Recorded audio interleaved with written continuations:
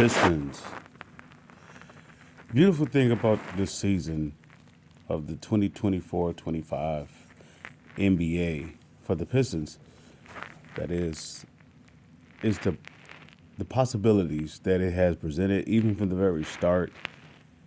And it may not have started off with I guess the direction where it's at now, or at the point where it's at now. Nonetheless, they have overcome some adversity, mainly within themselves, which in other words will be development. Are they completely developed to, I want to say, to put,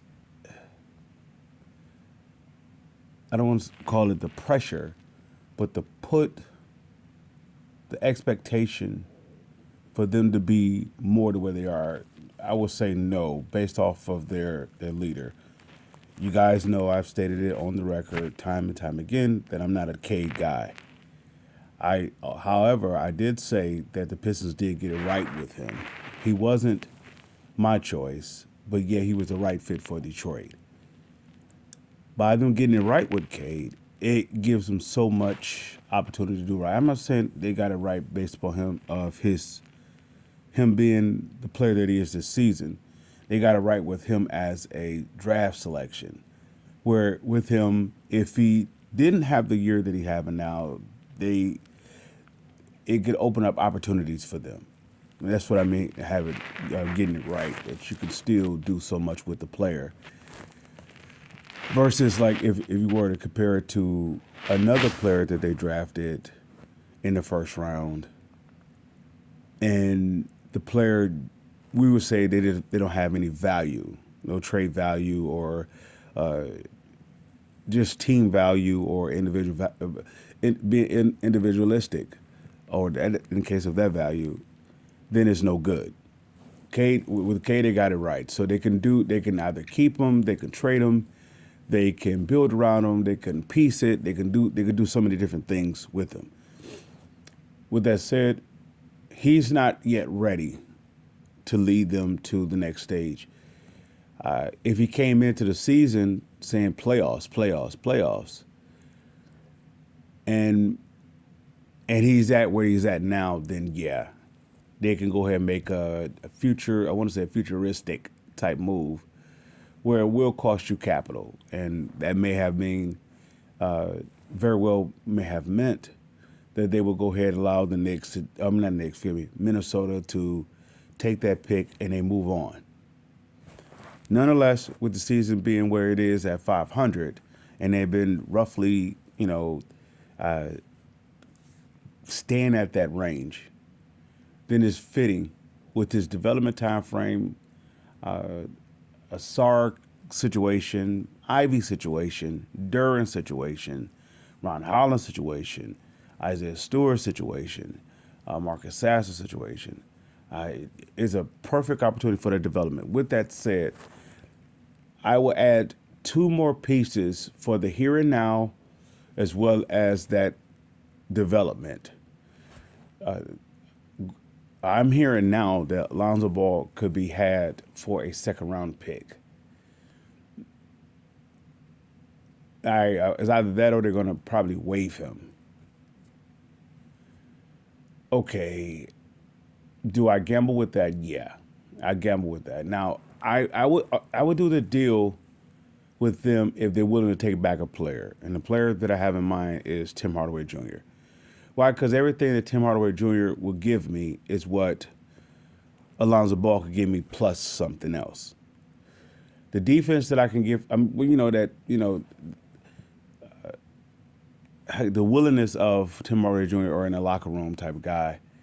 I don't know if I may get that from Alonzo Ball. I don't know if I will or I won't. I don't know too much about him. And in terms of the Bulls ball club and what type of team maybe that is, or a veteran guy that he is. Either with that being said, he can give me a ball handler that Tim Hardaway Jr. cannot give me. Now, Tim Hardaway Jr. is his asset to the team is, to fill in that 2 spot while Ivy is out and being a spacer, a shooter that will. That being said, I believe I can get that with Lonzo, the shooter that is, but not necessarily he has to be a shooter.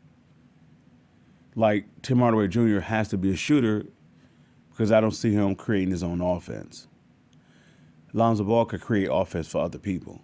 There's a difference. Well, that's the addition that I would get with Alonzo. Lonzo. And with Alonzo also, I will go after what is, if I'm saying his name correctly, Santi Adamo.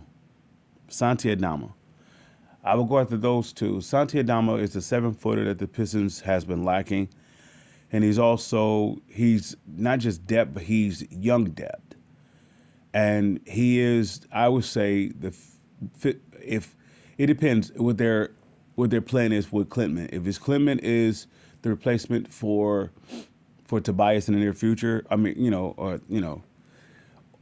or I can use Adama as Tobias replacement, a 7-foot replacement, and at the very least, he's a reserve with Beasley, and I'm looking at that unit would say if I were to go Lonzo, Beasley, Adama, Stewart, Ron Holland as my reserve for this year, those games that we lost, we would have won. Those games that those games that we lost maybe within a 8-point range, within 8 points, we would have won those games. Now, of course, we could say, different things of the game could have turned in a different direction where it may not have been to that 8-point or less margin. But nonetheless, the Pistons it's a little bit too small, and they need another ball handler, and they need additional scoring off the bench. By Tim Hardaway Jr. I don't want to say be forced into the starting lineup. That takes away the reserve of him and Beasley. So I can, as much as I can I can make the case for Tim Hardaway Jr. for the Pistons to keep him, but also can make a case for them to move on. And also, I would throw in Wendell Moore with that deal. If Minnesota's willing, is it Memphis or Minnesota? I think it's Memphis that's willing to receive it. I would send Wendell there in exchange for that and draft capital or compensation for Santi Adama. Now I went away from Miles Turner. It's one of those things that to see him and Stewart on the same team would be interesting. Can it work? Yeah, it can work. If it does work, like if they can mend that fence, you're talking about a power punch that no team would want to face. Two individuals going blows, joining forces. So with that said, I took off Miles Turner's off the list. I took him off the list prior to that based off of Indiana. And I don't see Indiana doing business with Detroit unless they're fleecing Detroit. I can see the same thing with Utah, with Danny Ainge. And I thought Larry Bird still had ties with Indiana as a general manager or at least a consultant of such or advisor. I thought he was still part of the organization. Maybe he still is to some degree. If so, then I could see that deal least likely. Long as Rick Carlisle is there, there's always going to be bad blood between Indiana and the Pistons. So I ruled that out. And the C.J. McCollum, I'm still interested. The Bobby Portis, I'm still interested in those two. If I could get Bobby Portis for a straight, let's say if I'm not able to get Lonzo Ball or I'm not able to get Adama, then I will go after Bobby Portis. To be able to relieve them from their $13 million up under that, and take. I believe he's up on a contract for the remainder of this year and next year, The beautiful thing about Alonso, though, is that, of course, his 21.5, I believe, is coming off the books. He's an expiring contract, and that gives, of course, the Pistons flexibility, along with Santi Adama, that he is on a 1 year deal. I mean, for me, he's going to remain. He's on an expiring contract, and that gives him flexibility of possibly resigning him or whatnot. I believe that he will be a definite, a key, nice addition to the core, to the youth core, with their timeline, that is, of the young core. And going into the draft, they may have to give us some of their seconds. I believe they have 4. They may have to give us some of their seconds to get him, to acquire him, or maybe 2, not for him, but 1 for Lonzo and 1 for him. If those are the 2 moves that I would like to see them do, I believe those 2 moves are reasonable and equally rewarding. It's like low risk, high reward type deal, even though they come with some risk. Maybe some, injury risk type deal. Other than that, the Pistons can go so many different ways with this, which has been said repeatedly so much. This is a very productive year. Even at the halfway mark, this is a very productive year based upon the direction they can go. They can go towards the future, or they can stand pat. At the very worst, or the very least of all outcomes, they could take a step backwards. Now, that would be okay if, unfortunately, someone were to get injured and, someone would take a step back that way. Other than that, I believe that the step back has taken place with the recovery of Asar and the injury to Ivy. I think that was a step back. In the place of that, we are seeing 2 players take the next step forward. And that is Jalen Duren and Cade Cunningham. And with the addition of Lonzo, I believe Cade turnovers would cut back a lot. He wouldn't have to do so much. He don't have to be the playmaker. I see Cade as a guy who can do playmaking, but he's not a playmaker. He is the 2.0 version of Grant Hill without, of course, you could say without the athleticism. Grant Hill was a playmaker, but he don't have to be. I guess it's a luxury if you have that a part of your repertoire that you can do it. However, when it comes to Lonzo, can you imagine? Okay, remember when Grant Hill played with? I believe he played with Jason Kidd in Phoenix. I believe so.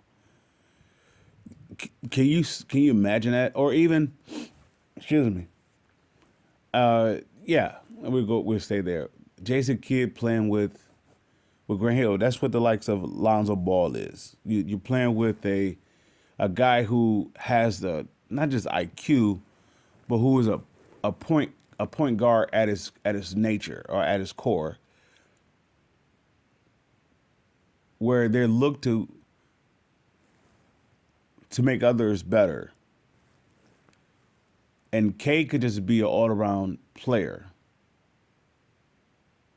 I guess it would be somewhat like having Isaiah Thomas and Joe Dumars together. Joe Dumars is a point guard coming into the Pistons, but he doesn't have to play point guard. So he can do it when Isaiah's not there, but he don't have to do it when Isaiah's there. So that's the same thing with Cade. I look at it that way. So I'll close out with that. Just give me those 2 players if they I don't know if that's available, or even if it's possible that would be even in discussion for them. Santi Adama and Lonzo Ball.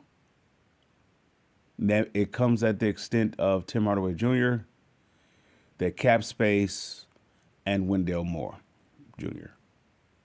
With that said, Pistons fans, I salute.